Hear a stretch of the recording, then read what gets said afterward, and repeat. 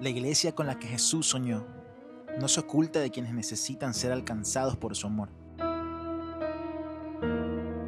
No señala, juzga o rechaza a quienes piensan o actúan diferente. Un abrazo, amiga. Para ti, Dios te bendiga mucho. Ay, muchas gracias. La iglesia con la que Jesús soñó no es egoísta, vana, insensible u homofóbica. Cuando Jesús soñó con su iglesia, lo hizo contigo y conmigo, con quienes forman parte y con los que aún no han encontrado su lugar en la familia de Dios.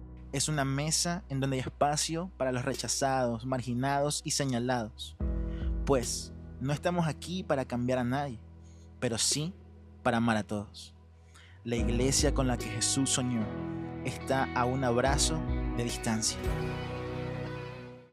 Pero quiero que sepas que este es el tercer año que hemos salido el día de la marcha LGTBI como iglesia a predicar con los abrazos y también dar un mensaje a los que están allá. Vi que la semana pasada en Quito también hubo una marcha de esta comunidad y en cambio salieron unos pastores a mandarlos al infierno y a interrumpir la marcha y a gritarlos, ¿verdad? Y bueno, creo que hay dos formas de actuar frente a esta situación, como lo haría la religión y creo que como lo haría Jesús. Amigos, hoy vamos a topar un tema, digamos que fuerte, no sé si delicado, pero muy necesario, porque como padres de familia, como ciudadanos responsables con valores y principios, pero sobre todo como cristianos y como hijos de Dios, tenemos que aprender a cómo accionar. No digo reaccionar, porque ese es el problema del cristiano. Vive reaccionando porque no sabe prepararse para accionar. No es lo mismo accionar que reaccionar. La reacción viene de impulsos, es imprevisto, pero cuando uno acciona es mucho mejor. Así que el tema de hoy día es: ¿qué hago si mi hijo, mi hija, o mi sobrino, mi nieto, o mi líder o mi jefe me dice que es homosexual? ¿Cómo actúo? Y aunque quizás para muchos sea un tema normal, lamento decir que para la mayoría de iglesias cristianas este es un tema que no se habla nunca, o si se habla hay una sola vía. ¿Cuál es el destino? El infierno, se acabó. Pero ¿qué dice Jesús al respecto? ¿Qué dice la palabra de Dios al respecto? Así que creo que a estas alturas, como está la sociedad, todos tenemos en nuestro círculo familiar o de amigos alguien que probablemente esté luchando con esta situación o que quizás ya esté declarado en alguna de estas ramas de este círculo. Así que pido mucha sabiduría, mucha prudencia, pero sobre todo muchas ganas de aprender esta mañana. ¿Estamos listos? Ok. ¿Qué haría si tal vez me entero, verdad, que esto es así? Quizás lo encontraste a tu hijo, a tu hija, viendo pornografía homosexual o mensajes incorrectos en el celular o amistades o fotos en redes sociales. ¿Qué hago? Y la respuesta no es tan difícil. ¿Qué haría? Lo mismo que si encontraría a mi hijo teniendo relaciones con su novia. Pastor, ¿le haría una paliza? Bueno, no sé. ¿Qué haría? Haría lo mismo si encontrara a mi hijo o a mi hija quizás fumando o tomando, ¿verdad? O quizás viendo páginas prohibidas o en el alcohol o en alguna mentira. Tendría que hacer exactamente lo mismo. Y hago este énfasis, repito, porque la iglesia evangélica en su mayoría ha hecho una antibíblica separación de pecados, cuando para Dios no hay diferencia de pecados. Y si yo preguntara si la iglesia es homofóbica, no, pues que no. Hasta que veo a uno y empiezo, mira ese, ¿eh? Estoy hablando de otro país, aquí nunca pasa eso. Mira lo que dice 1 Corintios capítulo 6, por favor. Verso 9 y 10 en la versión NTV, la Nueva Traducción Viviente. El apóstol Pablo da una lista de pecados que se mencionan. Y dice allá, está muy chiquito: ¿no se dan cuenta que los que hacen lo malo no heredarán el reino de Dios? No se engañen a sí mismos. Los que se entregan al pecado sexual o rinden culto a ídolos o cometen adulterio o son prostitutos o practican la homosexualidad o son ladrones o ávaros o borrachos o insultan o estafan a la gente, ninguno de esos heredará el reino de Dios. Escucha eso. Lo pone en el mismo nivel. ¿Qué significa eso? que no es peor alguien porque tiene una orientación sexual distinta a la mía. No es peor que nosotros, es igual. Aquel que miente como aquel que quizás se entrega a algo que Dios no estableció. ¿Me estoy haciendo entender? Quisiera poner esta base. Regálame unos 3 minutos para poner una base. Y vuelvo a preguntar, ¿qué hago si mi hijo o mi hija o mi esposo o mi líder o mi jefe, ¿verdad? O uno de mis discípulos o un familiar mío me dice, ¿sabes qué? Yo tengo atracción por el mismo sexo, soy lesbiana, soy gay, ¿verdad? ¿Qué hago? Lo primero que ellos necesitan saber es que Dios los ama y nosotros también los amamos. Lo primero que necesitan saber es eso. Y esto es muy clave en el proceso de transformación para ellos, ya que no se sienten totalmente libres por el sentimiento de culpa que cargan. Ellos no hablan del tema con libertad por el temor de ser juzgados o rechazados. Pero en el momento en el que ella o él empiezan a hablarlo con alguien, con un amigo, con un líder o un pastor, su proceso de sanidad ha empezado, porque la verdad ya salió a la luz desde su boca. ¿No crees que el mejor lugar para hablar de mis luchas y mis debilidades debe ser la casa de mi Padre amoroso? Voy a repetir esto. ¿No crees que el mejor lugar para hablar de mis luchas y de mis debilidades debe ser la casa de mi Padre? ¿No crees que ese debería ser el lugar? Y la pregunta es, ¿por qué la gente toma como último lugar la iglesia para confesar o hablar de estos problemas? Ayúdame, sé que habemos más de 1000 personas ahora, pero alguien por ahí que lance algo. ¿Por qué la gente toma como último lugar? Debería ser este lugar, el primer lugar donde yo pueda ser libre y hablar. ¿Sabes qué? Yo tengo este problema, esta lucha. ¿Por qué la gente toma de último lugar la iglesia para abrir su corazón?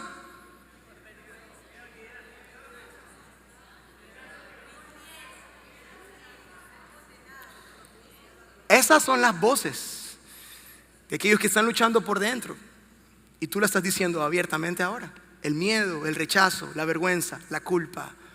Pero no debe ser así. Juan capítulo 3, verso 17. Juan 3, 17. Porque no envió Dios a su Hijo al mundo, ¿para qué? Para condenar al mundo, sino ¿para qué? Para que el mundo, ¿qué cosa? Sea salvo por él.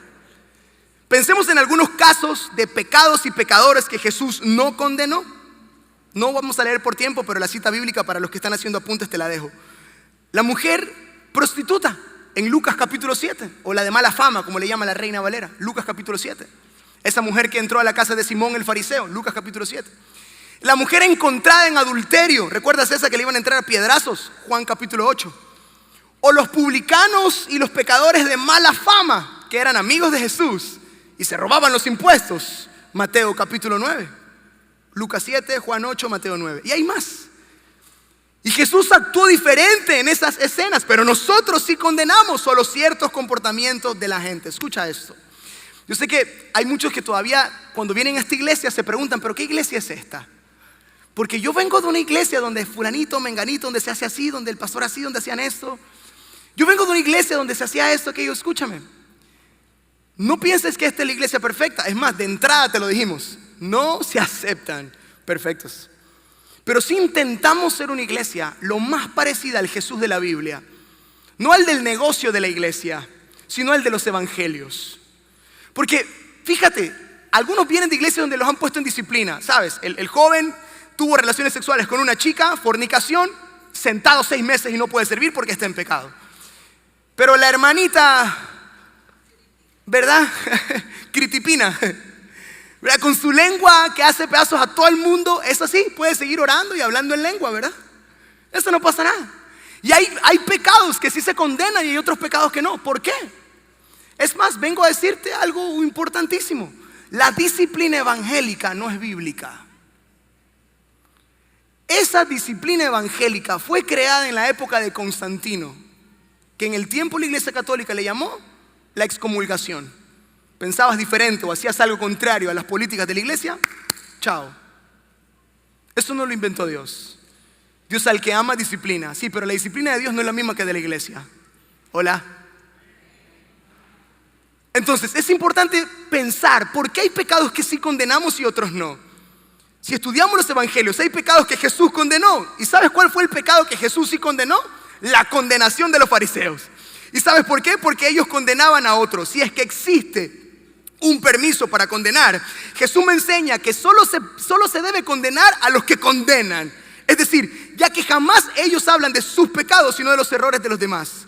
Jesús tuvo problemas con esos hombres que iban a apedrear a la mujer sorprendida en adulterio, pero no tuvo problemas con esa mujer. Jesús confrontó a Simón, esta escena me fascina. ¿Alguien recuerda la escena de Simón el fariseo cuando Jesús entra? Jesús entra y se sienta en la mesa con Simón el fariseo. Jesús conversaba con todos, con ricos, con pobres, ¿verdad? Con gente muy santa, entre comillas, muy pecadora, con fariseos, con todo el mundo, con gente de izquierda, con gente de derecha. Jesús sentaba con todo el mundo a conversar. Y de repente se sienta en la mesa con Simón el fariseo y dice la Biblia que en medio de la conversación interrumpe una mujer de mala fama y empieza a besar los pies de Jesús. Y dice literalmente que Simón el fariseo empieza a pensar en su mente y dice: si este fuera profeta, supiera qué clase de mujer lo está tocando. Y como Jesús lo sabe, de repente Jesús le responde y le dice: Simón, ¿te pasa algo? ¿Por qué? No, porque estás preguntando por qué me están tocando. Me imagino a Simón: ¿y cómo lo supo? Porque Jesús lo sabe. Sabe todo. Y le dice: Simón, mira, entré a tu casa y no me has dado un vasito, literal dice, no me has dado un vasito de agua. Pedazo de tacaño. No, eso no dice. No me has dado un vasito de agua. Pero desde que entré a este lugar, esta mujer no ha parado de besar mis pies. Yo me lo imagino a Simón el fariseo, pálido, blanco. Y Jesús le da y le da duro. Me fascina cuando Jesús habla con ellos. Y Jesús le dice: Simón, si a un hombre se le perdona 500 denarios y al otro se le perdona 50, ¿quién crees que es más agradecido? Y Simón, como siempre responde y lo sabe todo, dijo: claro, el que se le perdonó 500 denarios es el que más va a estar agradecido. Exacto, Simón.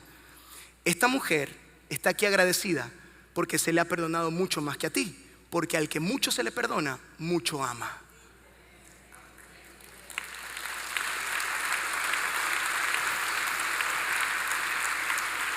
Entonces, Jesús lo sabe todo y para él no hay diferencia. Jesús confrontó a Simón, pero Jesús no vino a condenar, sino a salvar lo que se había perdido.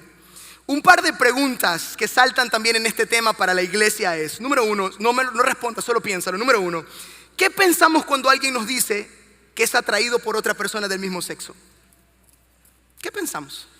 Hay varias posturas. Ah, sí, ya es normal, no pasa nada. Uy, ahora la falla. Porque incluso, a ver, los que venimos de barrio, sabemos que en el barrio se dice: no, puedo ser de todo, menos no lo digas. Dios perdone tu mente, pecador. Hasta ladrón puedo ser, ¿verdad? Y nos causa risa porque es como algo cultural, pero está mal. No porque todo el mundo lo haga significa que esté bien. ¿Por qué pensar que es mejor ser ladrón que ser un homosexual? ¿Por qué?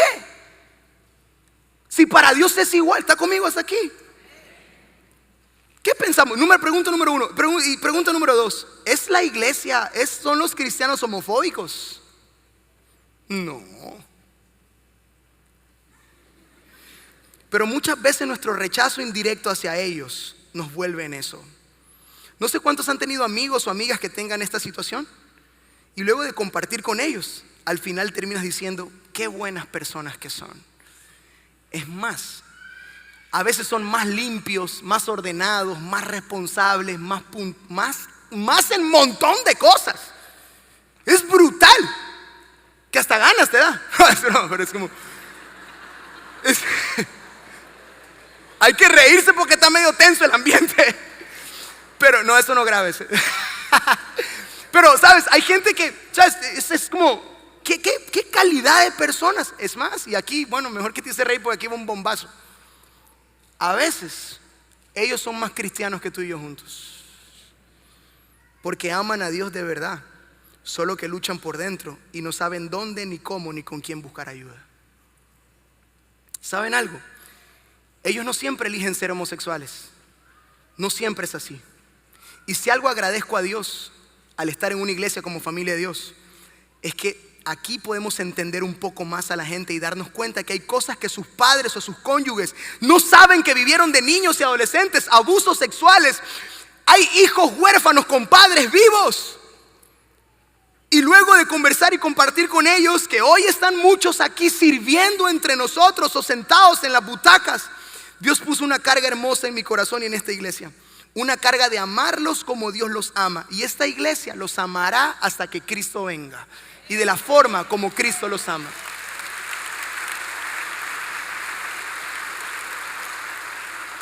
Ellos escuchan a diario dos voces.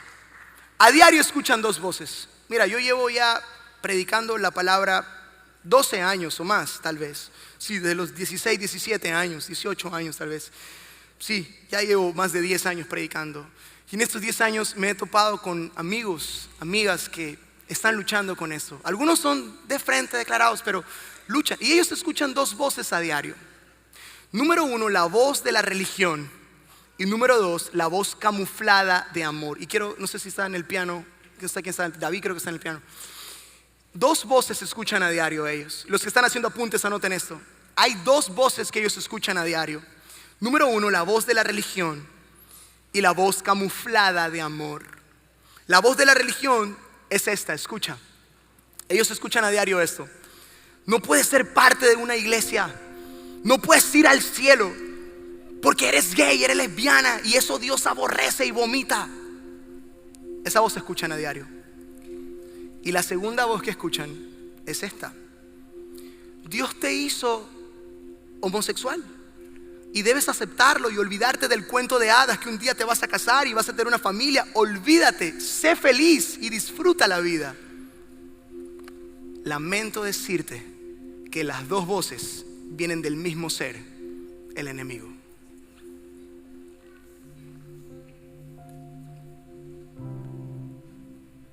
Como dice Redimidos en una canción, amor no es pintar un arco iris sin criterio. Amor es la luz de Jesús traspasando el hemisferio.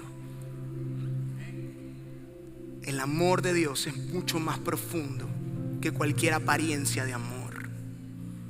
Porque el amor no hace nada incorrecto, nada indebido. No se goza de la injusticia, se goza de la verdad. Las lenguas pasarán, los dones pasarán, pero el amor verdadero, que es el de Dios, demostrado en la cruz, diciendo: yo quiero hacer algo, pero no hago lo que yo quiero, hago su voluntad. Ese es el amor verdadero. ¿Se fueron ya? ¿Todavía no había que salir? ¿Ya salieron o qué? Si vas a un aplauso al Señor, dáselo más fuerte, por favor. Entonces, la pregunta es: ¿cuál debe ser la voz de la iglesia? A alguien que constantemente escucha estas dos voces. Y la respuesta es la voz de Jesús. ¿Y cuál es esa? Aquí va. Dios te ama, nosotros también te amamos. Y en este lugar puedes venir siempre cuando quieras. Es más, tus errores del pasado no definen nuestro amor por ti. Eres más que un error, eres más que una lucha. Eres alguien que Dios quiere transformar, como a mí también, con su amor. Y nosotros estamos aquí para ti, para ayudarte a ser libre. Y si vuelves a caer, te volveremos a levantar, porque eso hace Jesús con nosotros todos los días. Esa es la voz de la iglesia. En Juan capítulo 8, del 1 en adelante, del 1 al 11, está la escena de la mujer en adulterio, que le iban a apedrear. Juan capítulo 8, vamos a ver los últimos versículos. Vamos a ver del 9 al 11. Juan 8, del 9 al 11.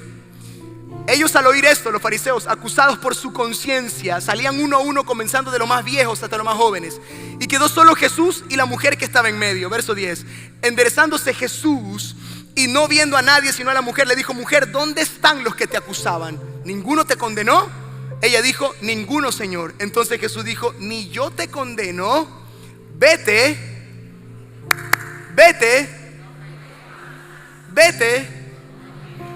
Aquí está el verdadero amor, la gracia y la verdad. Ni yo te condeno, pero vete y no peques más. Ni yo te condeno, pero no lo vuelvas a hacer. No porque te voy a condenar, sino porque te estás haciendo daño a ti mismo.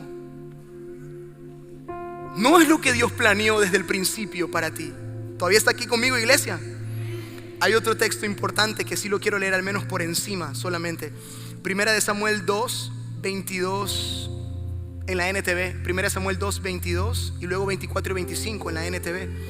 Esto lo quiero leer por encima porque no hay tiempo. Ahora, Elí era un sacerdote. Elí era un sacerdote del pueblo de Israel en esa época. Dice, Elí ya era muy viejo.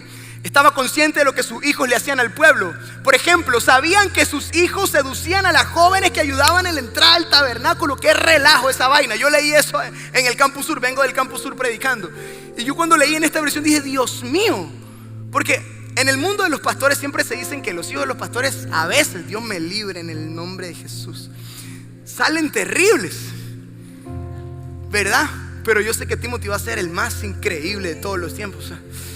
Tranquilo, ore por Timothy, todo va a salir bien con Timothy. Que la pelada lo busque no es otra cosa. No, nada de eso. Nada de eso, Señor. Que sea chicharrón la boca. Dice que los hijos del sacerdote molestaban a las peladas de la época. Desde ese tiempo eran terribles los hijos de los pastores. Pero míralo cómo actúa Elí. Versos 24 y 25. Elí les dice, basta, hijos míos.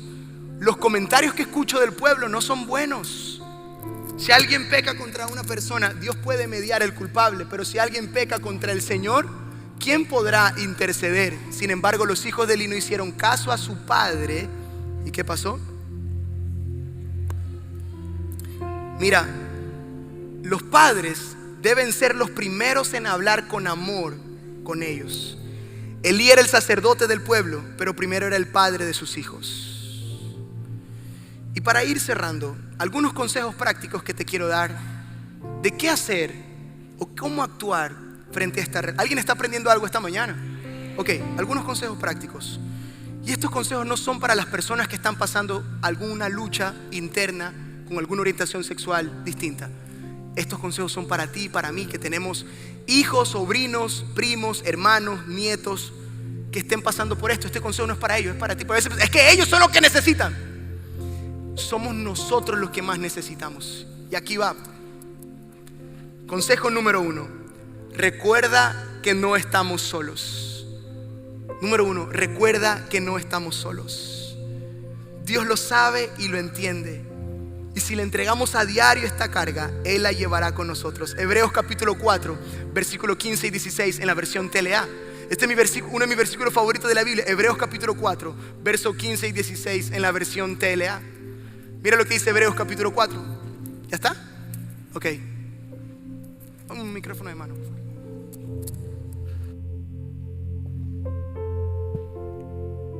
El diablo le puso a Jesús las mismas trampas que nos pone a nosotros. Eso me encanta. Tienes que subrayarlo. Y quizás olvídate de toda la prédica, no sé, pero llévate este texto. Para hacernos pecar, solo que Jesús nunca pecó. Por eso Él puede entender que nos resulta difícil obedecer a Dios. Siguiente versículo. Así que cuando tengamos alguna necesidad, alejémonos de la iglesia. Así dice. Alejémonos de Dios. ¿Qué dice? ¿Qué dice? Acerquémonos con confianza al trono de Dios. Él nos ayudará porque es bueno y nos ama. Bendita palabra de Dios. Bendita palabra de Dios. Así que número 1, no estás solo. Si tienes un hijo, una hija, un ser querido que está luchando con algo de esto, mira, no estás solo, te dice Dios. Número 2, si tu primera reacción fue enojarte y le entraste a carajazos, es que tienes que ser hombre, ¿verdad? Es que tienes que ser mujercita, y le pegaste, lo maltrataste. Número 2, tienes que pedirle perdón. Pero, pastor, ¿pedirle perdón yo? Sí. Y decirle, permíteme una vez más tener una buena relación contigo y ser tu amigo de ahora en adelante. ¿Sabes por qué? Porque si el padre o la madre no le demuestra amor a su hijo, que el amor de un padre y una madre es el amor más sincero que hay, de verdad que uno no le entiende hasta que es papá. Si tú no muestras un amor verdadero, genuino, sano, saludable hacia ellos, ellos van a creer que cualquier prototipo de amor afuera es amor y no lo es. Y se van a dejar engañar. Y eso depende de ti, papá, mamá, que estás aquí presente. Joven, que aún no tienes hijos. Eso depende de ti. Pero pastor, si yo no soy el que se equivocó, es él el que falló, él es el que debe venir a pedir perdón. Jesús desde la cruz, el 3 veces santo e inocente realmente, desde la cruz desnudo, dijo: Padre, perdónalos, porque no saben lo que hacen.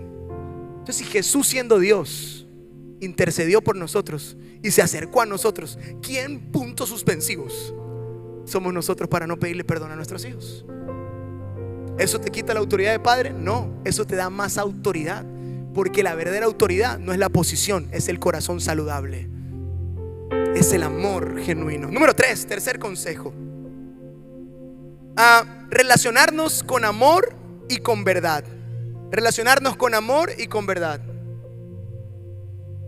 Decirles que los amamos, pero decírselos en la cara. Es más, me voy abajo que ya se puso bueno esto. Decírselos en la cara.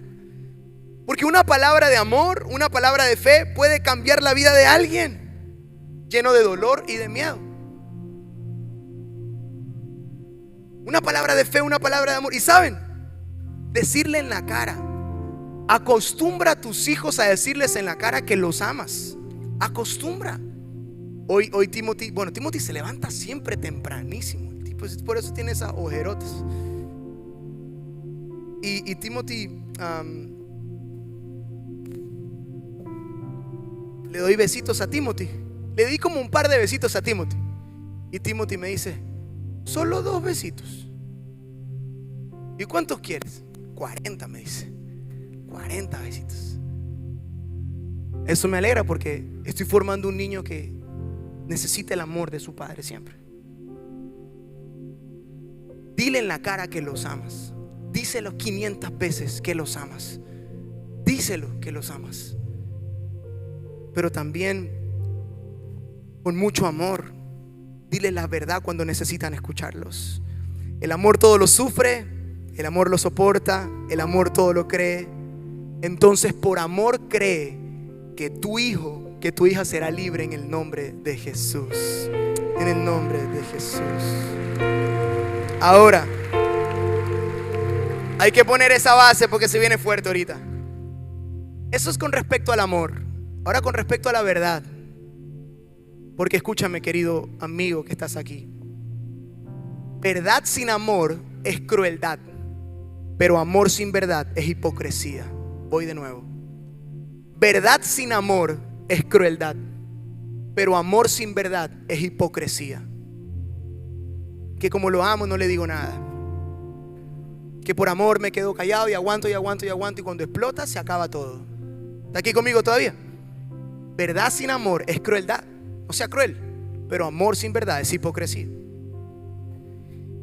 Y no se trata de ser extremista, porque también he visto, y lo digo con mucho respeto, aquí no tienes que hacer lo que nosotros digamos. No estás en una iglesia que tiene que hacer lo que el pastor dice. No.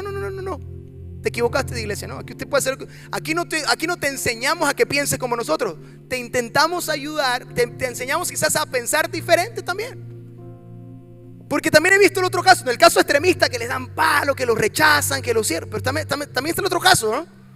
Pastor, pues ya es que mi hijo, mi hija, es más, yo lo llevo para que tenga sus relaciones del mismo sexo. No pasa nada, pastor, ya no importa. Hay que ser, ¿verdad?, progresista, dejar esa mente retrógrada de antes.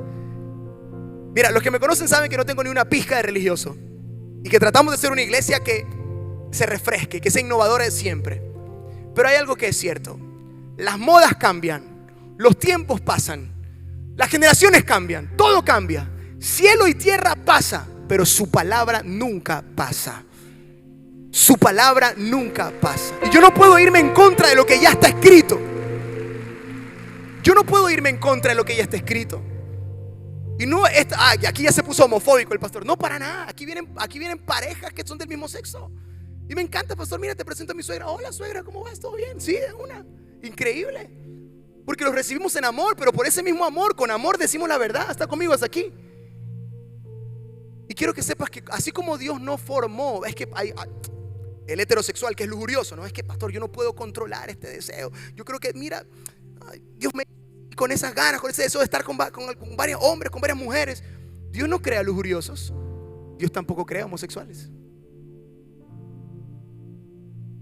es la misma carne que se inclina a, o a veces en ocasiones, situaciones que vivieron de niños o traumas, que tampoco es justificación, porque tengo grandes amigos que por cosas de la vida, entre paréntesis, descuido de los padres, fueron abusados de niños y hoy están casados, tienen una profesión y tienen hijos y todo está bien. No es excusa que lo que me pasó de niño es que no, eso no es razón. ¿Está todavía aquí conmigo?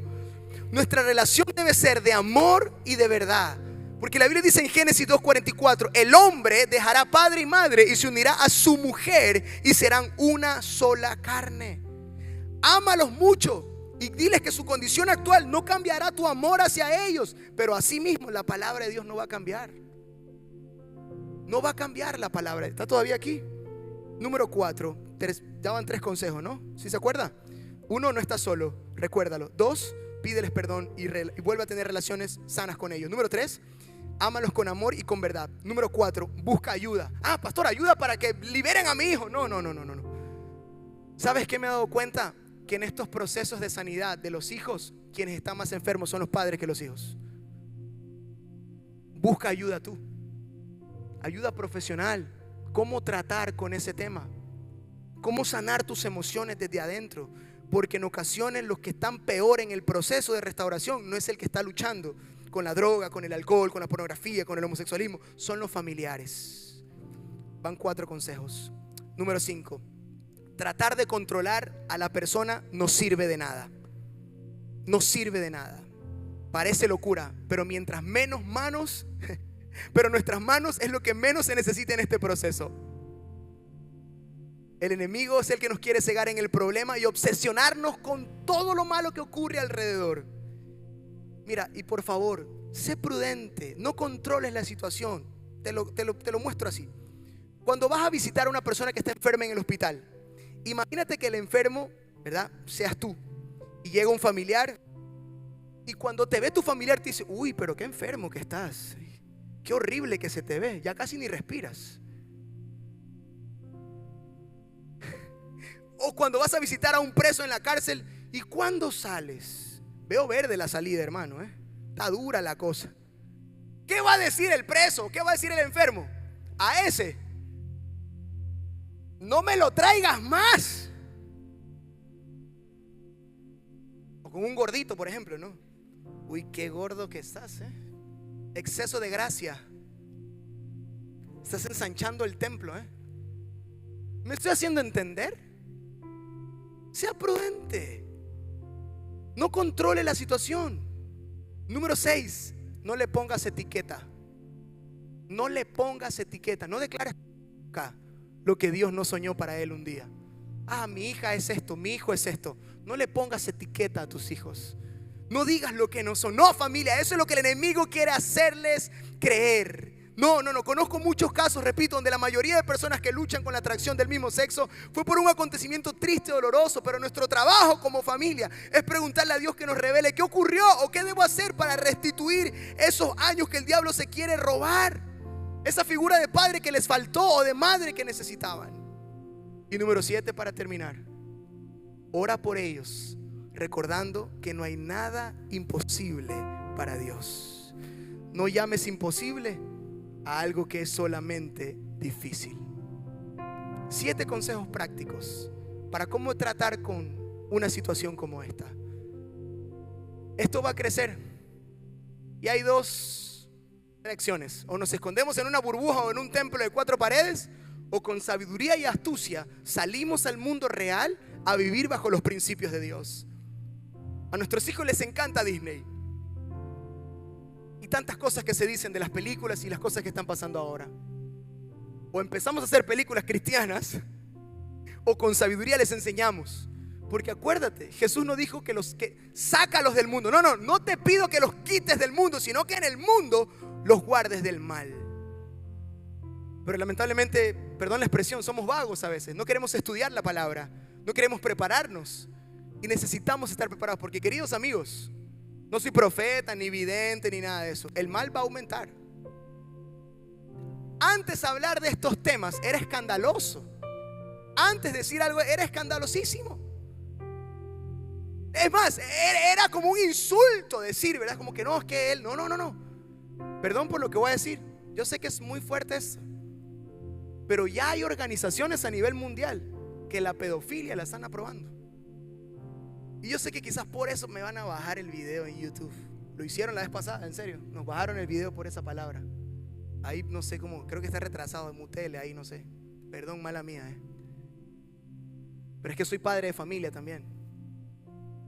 Y tengo que hacer algo por mis hijos. O actúas como un fariseo religioso, o te entregas, ¿verdad?, al progresismo, ¿verdad?, y al liberalismo que existe, o caminas como Jesús nos enseña que caminemos. No es un extraterrestre, no es diferente, no es extraño, es igual de pecador, es igual de humano que nosotros. Y si Jesús pudo contigo, si Jesús pudo conmigo, podrá con cualquiera, porque para Dios no hay nada imposible. Para Dios no hay nada imposible.